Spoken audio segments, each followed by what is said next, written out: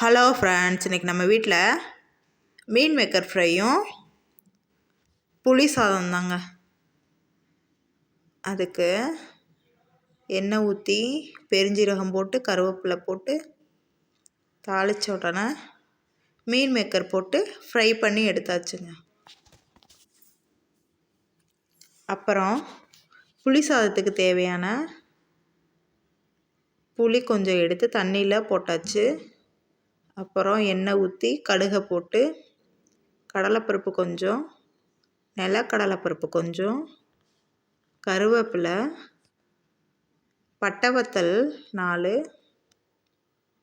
கொஞ்சமாக பெருங்காயம், புளி தண்ணியை அப்படியே நல்லா கரைச்சி சேர்த்தாச்சு.